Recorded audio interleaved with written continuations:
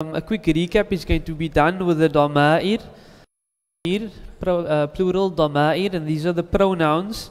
You see, the pronouns that you got was a shortcut. Everything we did was with the dual. Your duals are left out.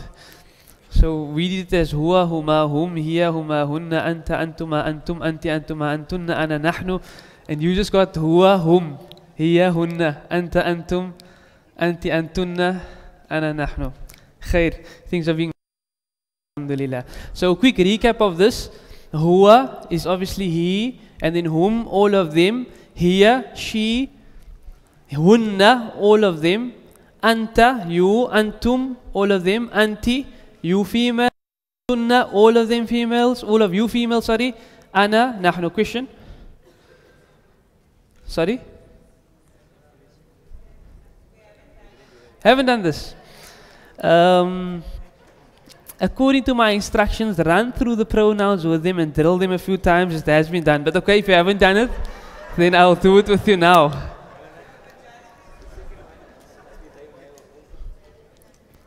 Sorry? And there's a mistake. Wallahi, this is not my slides. 11 o'clock this night, I'm waiting for the slides, and Manas tells me, I just got in now and we're leaving again. It's going to come a bit later, so just hold on. And then I fell asleep. And this morning I got the slides. But alhamdulillah, there's a small mistake over here. That's supposed to be masculine, so that must be M. But okay, if you didn't do it, so what is this? This is pronouns. Pronouns is he, she, you, them, and so on and so forth. Whenever there's going to be a discussion, whether it be in the Quran or in any Arabic text, there's always going to be one. Whilst you did the examples in the pages that you did now, that's got to do with the verb and the doer, either on or next to. What will happen is when it's singled out, then this is what it looks like. Okay? So when it's singled out, this is what it looks like. So for example, when you say huwa means he. Qul huwa Allah. Say he is Allah. That's huwa. Then in the plural form, you're going to get hum. All of them. If you're talking about the female, it's going to be hiya. If you're talking about all of them females, and just remember again over here, whom, that's supposed to be masculine over there. So just change that over there. Over here, guys. Over there, that must be changed to masculine. Okay, so then hunna. So we have here, she, hunna, all of them, females, many. Then you have anta, you, masculine, and then antum, all of you. Do you have these notes? No. Yes. Some are saying yes, some are saying no. The second page of? The second page of the new notes. Can someone just give me a page? I don't know. Okay, so this one over here, pronouns. Okay, khair. So on worksheet 2.8, pronouns with attached to verb exercise. Okay, so they're showing you how it will work over here as well. So again, pronouns, huwa, hum, hiya, hunna, anta, you, antum, you all males, anti. Not our auntie, anti, female, you female. Okay, and then if you're speaking about many females, antunna, and we want to say I, ana. Notice it's written ana, but when it's spoken, it is said ana means I, and we mean to say we, it's nahnu. So this is your pronouns, this is your dama'ir. This you will find either in its singular form in a sentence, Qul huwa Allah, for example, or you'll find attached to a verb. When it's attached to a verb, it changes slightly. So for example, when you say sami'a, who, he heard him, then you're not going to say sami'a huwa. It's then abbreviated. Sami'a Who? Everyone got that? When you say Fataha, he opened it. He opened the door, you opened the window. You're not going to say Fataha huwa. He opened it, you're going to say Fataha hu. Nadara, to see. He saw all of them. Nadara hum. It's going to be attached to the verb. So these pronouns are very, very important, and very quickly it can be memorized. So huwa, hum, hiya, hunna, anta, antum, anti, antunna, ana, nahnu. Let's say it together. Huwa, hum, hiya, hunna, anta, antum, anti, antunna, ana, nahnu. Again, huwa, hum, hiya, hunna, anta, antum, anti, antunna, ana, nahnu. Again, huwa, hum, hiya, hunna, anta, antum, anti, antunna, ana, nahnu. Guys, huwa, hum, hiya, hunna, anta, antum, anti, antunna, ana, nahnu. Ladies, huwa, hum, hiya, hunna, anta, antum, anti, antunna, ana, nahnu. Guys, again, huwa, hum, hiya, hunna, anta, antum, anti, antunna, ana, nahnu. Now what you need to do is, these words need to be memorized, and obviously it needs to be memorized with meaning. Okay, so try to, when you're saying huwa, you know you're speaking about he. When you speak about saying whom, you know you're speaking about all of them. When you're saying hiya, you're speaking about her. When you're speaking about hunna, you're speaking about all of them. When you say anti or anta, you need to know that you're speaking about the male you or the female you. When you say ana, you're speaking about myself. When you're saying nahnu, you're speaking about all of us. So it's nice to add action to it. When you say huwa, then picture yourself speaking about him. When you say whom, you're speaking about all of them. When you say hiya, so maybe use right and left. Huwa, speaking about him. Huwa, him. Whom, all of them. Right hand side. Hiya, left. Hiya, she. Hunna, all of them. Anta, now you point. Anta, you. Antum, all of you. Anti, left hand side. Females, anti, you, female. Antunna, all of you. Ana, me, I. Nahnu, all of us. Add action to the word, and it will assist you in remembering its meaning. And then this needs to be memorized, because this is you're going to find it throughout your journey of Quran, where Allah subhanahu wa ta'ala is speaking about someone or a group of people, and these forms are going to be used. When it's attached to a verb, it has a slightly different form at times. So for example, huwa will be abbreviated to who. You becomes abbreviated to, anybody knows? You, male, or you, female? Ka. Okay? So, sami'tu, I heard, you. When you add, you're not going to say sami'tu anta or anti, sami'tu ka or sami'tu ki. I don't know if you have notes on the abbreviated form of it. No? Yes? Yes? What page? Same page. Okay, so it shows you how it is abbreviated and attached to a verb. Everyone got that? No? Can I just see the notes? Just share with your friend. I just want to check the notes quickly, and then I will explain it directly from your own notes. Okay, khair. So here's a nice example. If you look at the worksheet 2.8, it says Sami'a hu. Oh no, there it gives it. Next to huwa, hum, hiya, hunna, anta, antum, anti, antunna, ana, nahnu, it shows you when it's attached to something. So the damir muttasil means it's attached. Then you're going to see it's abbreviated to who. Can everyone see that? Whom. Hiya becomes ha. Unna stays the same. Anta becomes ka. Antum becomes kum. Anti becomes ki. Antunna becomes so kitab, you want to say my book, you say kitabi. Okay, I becomes e, and comes now.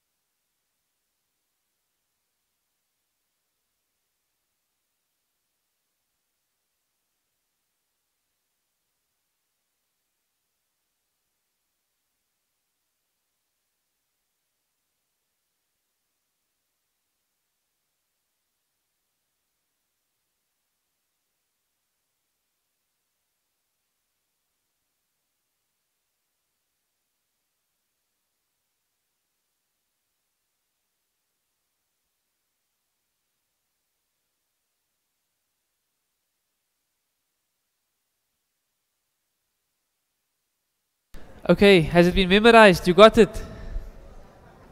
Still another minute.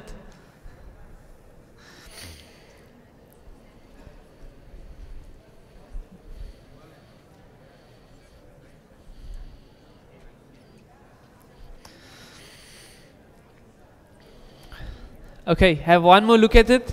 Have one more look at it. Say it quickly. Huwa, hiya, hunna, anta, antum, anti, antunna, ana, nahnu. Watch here, magic. Say it now.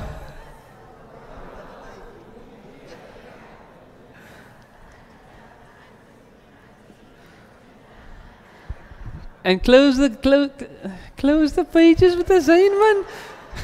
I switch off the screen with the Zango put on his glasses to go look at the page. Nee man with the Zain man. That is not verkeerd now. Close your pages, Kanala. I gave you a chance to memorize it. Now say it now. Bismillah. Huwa, hum, hiya, hunna, anta, antum, anti, antunna, ana, nahnu. Again. Huwa, hum, hiya, hunna, anta, antum, anti, antunna, ana, nahnu. Ladies.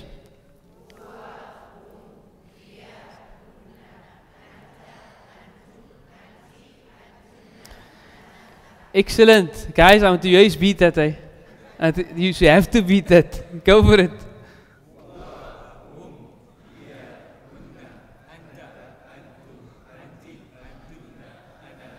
Do you think they beat you? You still agree? Astaghfirullah. MashaAllah, the ladies say you beat them. Okay, khair. So this is a very important lesson.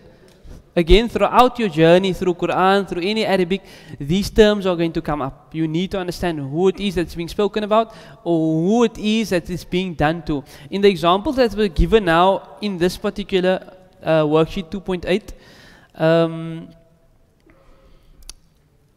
at the end of our lesson, we're basically going to do this as a worksheet in class. We'll discuss it then. But what we're going to do next is, and when we get to it, I will go through it again. This is very important in the sense that you're always going to be discussing someone, him or all of them, or her or all of them, and so on and so forth. So obviously when you come into Quran, you want to know exactly who it is that Allah subhanahu wa ta'ala is speaking about. Likewise in the Arabic text, when you're doing conversational Arabic, you know, you don't want to be saying the wrong thing to the wrong person, because you know you get excited when you learn a bit of Arabic and I speak to the person and you think, but who are you speaking about? You know, you're speaking to me, but you're using the wrong terminology in the wrong sentence structure. So it's very exciting to know this. Try to put it into practice and then be able to use it as conversation, and most importantly to get a better understanding of the words of Allah subhanahu wa ta'ala and what He is saying to us. Khair. So the next session that we're going to do now is that we're going to go through a recap of something that you've started already, and that is Jumla tul Ismiya and Jumla tul Fi'liya. Jumla tul Ismiya is the noun based sentence. It starts with the ism. Did you do Jumla tul Ismiya? Yes, okay. The recap today is not the Jumlatul Ismiya, it is Jumlatul Fi'liya, based sentence. When you say Jumlatul Ismiya, ism, Jumlatul Ismiya, Jumla means sentence. When you say Jumlatul Ismiya, just listen to the word ism. Ism, noun. The verse, the sentence starts with an ism, with a noun. When you say Jumlatul Fi'liya, verbal noun, verbal sentence or verb-based sentence. So it's going to start with a verb. Everyone got that? Khair. So we're going to concentrate and do a quick recap on Jumlatul Fi'liya. And you did it in the examples on your page. We're just going to do another run through it quickly. So if you look at this, it says Nasara al-Muslimu at-Taliba. Nasara al-Muslimu at-Taliba. So we're going to have the verb over there. Nasara being the verb, al-Muslimu being the doer, at-Taliba being the done upon. Al-Muslimu is the, Nasara is the fi'al. Al-Muslimu is the, in Arabic, Faa'il. And at-Talib is the Maf'ulun Bihi. Everyone got that? So this is your sentence structure. So one of the things that we're going to look at is we're always going to try to find where the fa'il is and where the maf'ul is. You need to know who's doing and who is being done upon.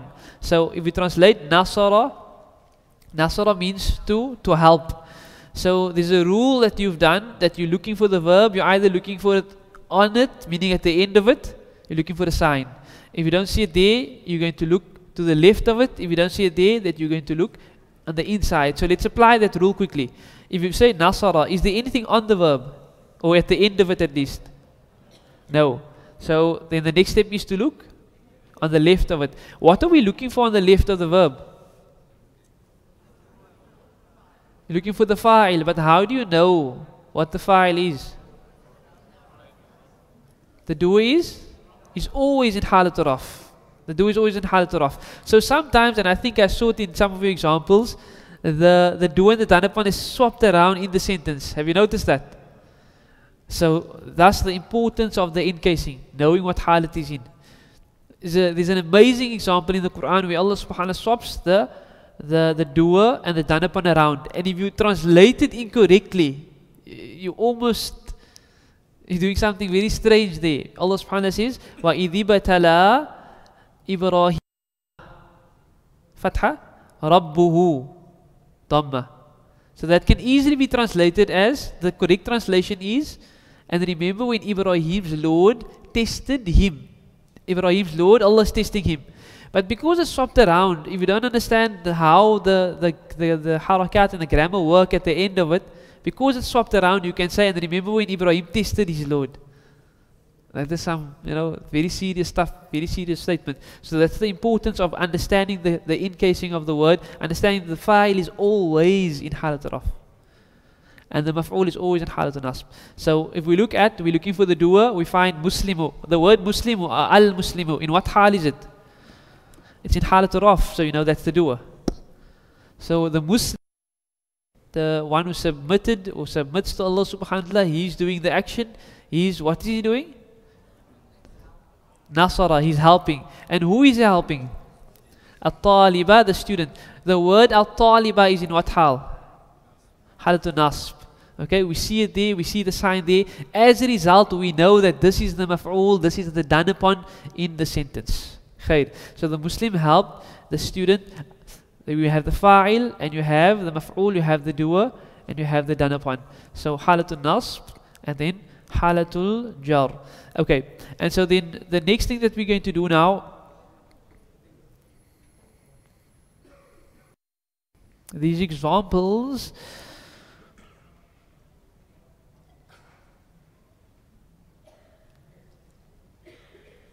just check what slide this is quickly.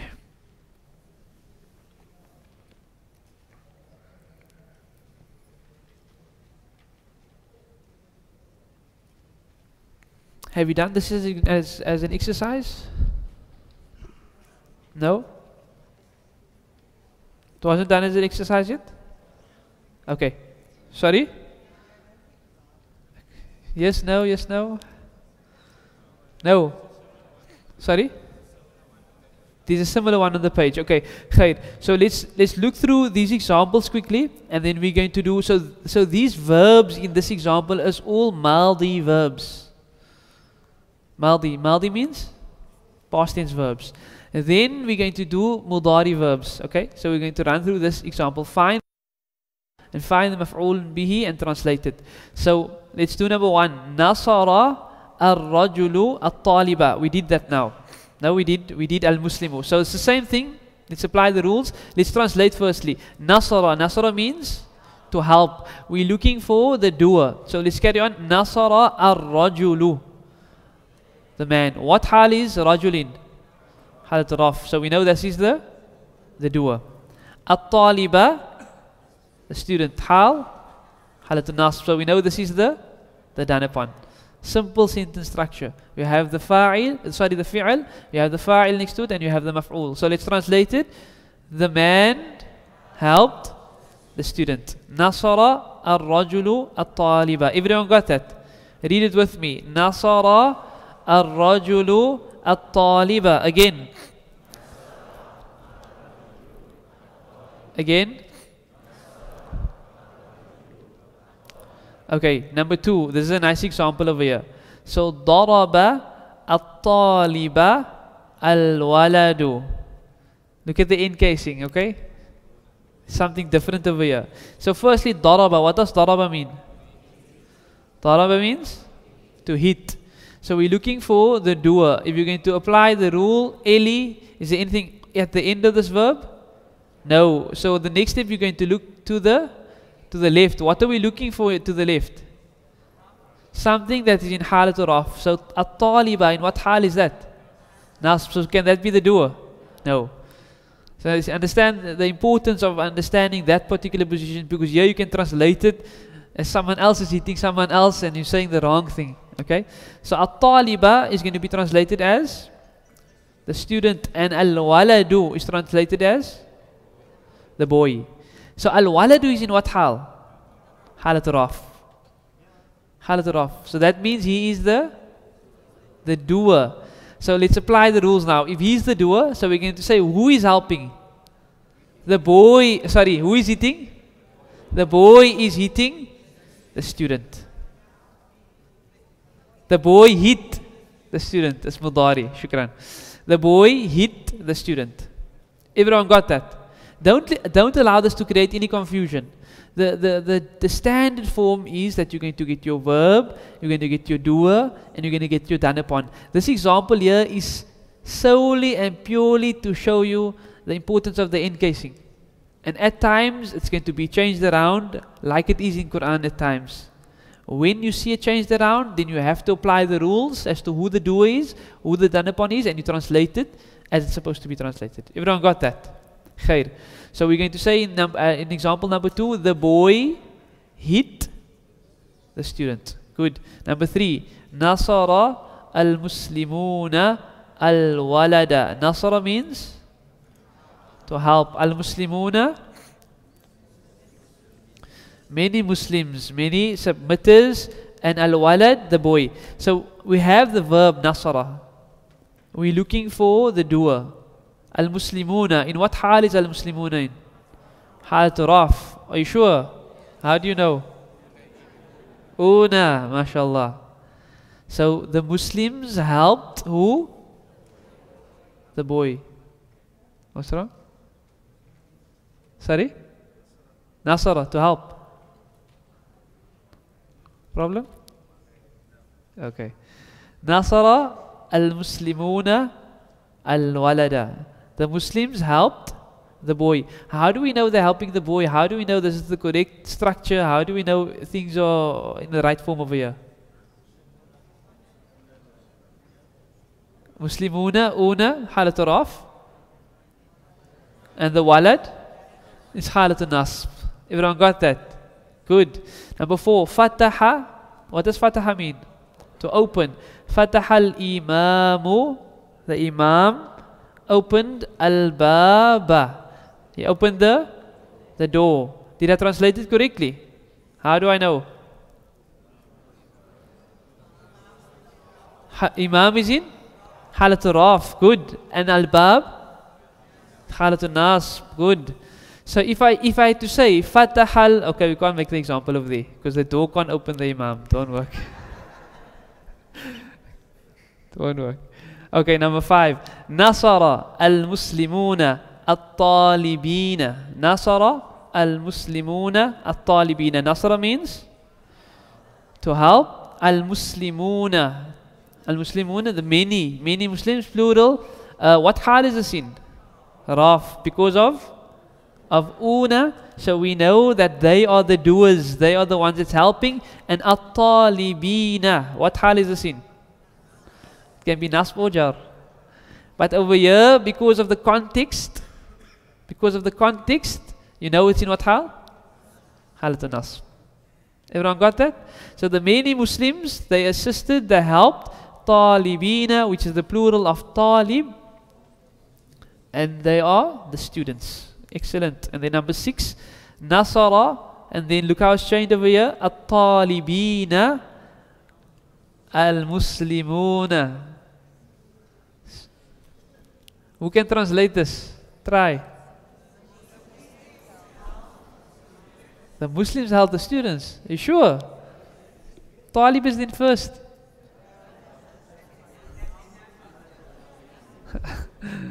Okay, mashallah. Tops. So notice the hal of the words again plays an important role here. So even though talib is first, what hal is it in? You can see over there it's not in halatul raf. The word muslimuna is what hal? Halatul raf. So we take the muslimuna, what's in halatul raf, and you're going to take that as the doer. And the word talibina, you're going to take it as the done upon. So like we translated number 5, the Muslims helped the students. We're going to translate number 6 exactly the same. The Muslims helped the students. Why? Because of the sentence structure.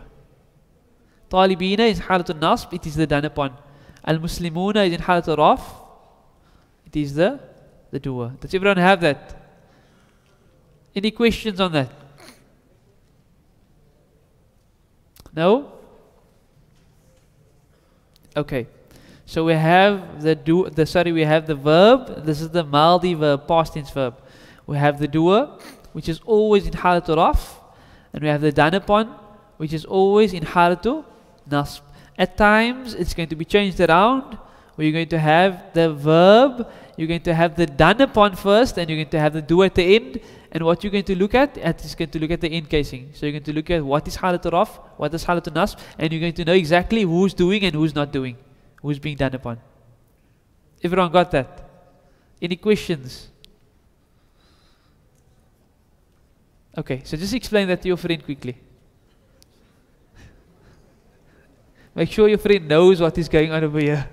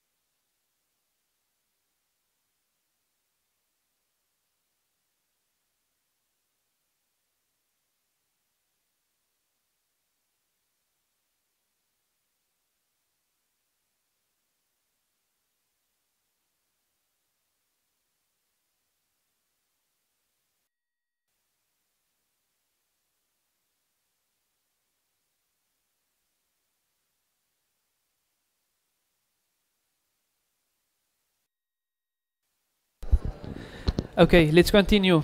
Everyone feels comfortable with that? Everyone feels comfortable with how it works? Verb, doer, done upon. Doer always in halat raf, done upon always halat nasb. At times the doer and the done upon can be down, and you have to look at the hal, the encasing of the word. Khair. Okay, so now we're going to look at how do we find the doer. This is something that we did. I'm following the slides. So we're basically doing it again. But what is going to be added over here is we're going to find at times the doer being on the verb and the doer being inside the verb. Everyone got that? Doer is going to be on the verb. Doer can at times be inside the verb. So the first example is example Nasara al-Muslimu al-Wala. That's the example we did already. So we have the verb, we have the doer next to it in halat raf, and we have the done upon at the end. Very easy. The next one, Nasaru. Nasaru. Translate? They helped. So Nasara, Nasaru.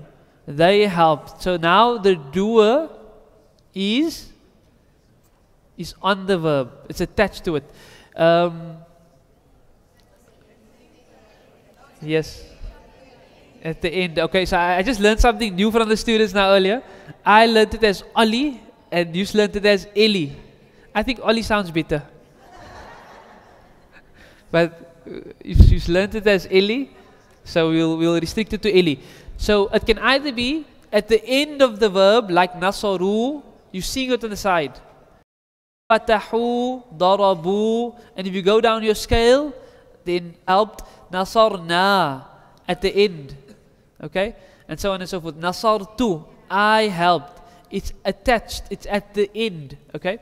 So Nasaru, it's at the end, you can see it over there, so you know where the doer is. And then the word al-walada, what hal is that in? Halatul nasb, so you know that is the done upon. So we can translate it, Nasaru al-walada, they helped the boy. They helped the boy. So according to Eli, I learned Ali, you learned Eli, yeah I see Ali. Attached left and in. Sorry? No, not necessarily. Because at times you're going to find it on the verb immediately. The first one. Oh, yes. I will ask Mona Khalil why I put that attached over there, inshallah. So it's not attached over there, it's to the Nasaru al-walada, it's on the verb. And then Nasara al-walada is in the verb. Is in the verb. So let me just do something quickly.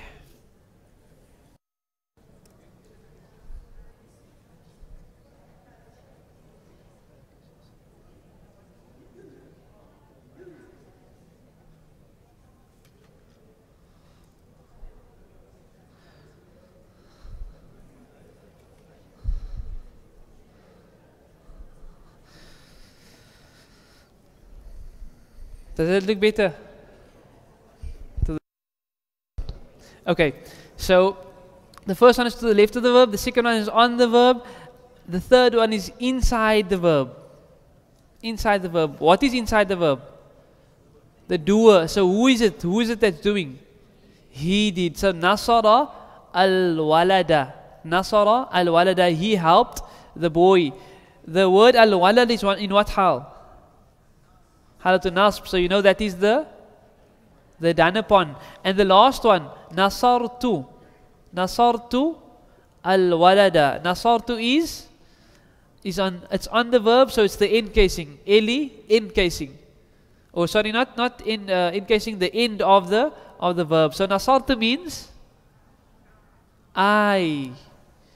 Nasarna means we. So Nasartu, I helped al-walada, the word al-walad being in halatul nasb, and that's it is the done upon. Okay, so does everyone have that? So just follow the structure that you will be given. Eli, it's either at the end, you're going to see the sign over there. Nasartu, nasaru, nasarna. These are all examples when it's at the end. Or it's going to be to the left of the verb. So nasar al muslimu al walada. All these examples that we did before this. Over here, the verb is to the doer is to the left of the verb. And then over here, you're going to have it, second example, you're going to have it at the end of it. And the last example, you're going to have it at the end of it. And then according to the term that you've learnt, Eli, the third example is inside. Whenever it is, for example, nasara or nasarat, daraba or darabat, fataha or fatahat, any of those examples, that's going to be on the inside. It can only be one of the two, he or she. He or she. Okay, and then now we're going to, so everyone got that. Everyone got the structure and everyone understands how it, yes, question. Yes. All the? Yes. Is it always the case? I'm not too sure what Uncle means by that.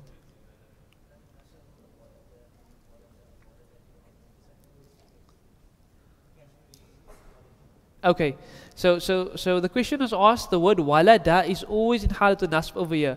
So again, we're applying the rule. The rule is, there's going to be a verb, there's going to be a doer, and there's going to be a done upon.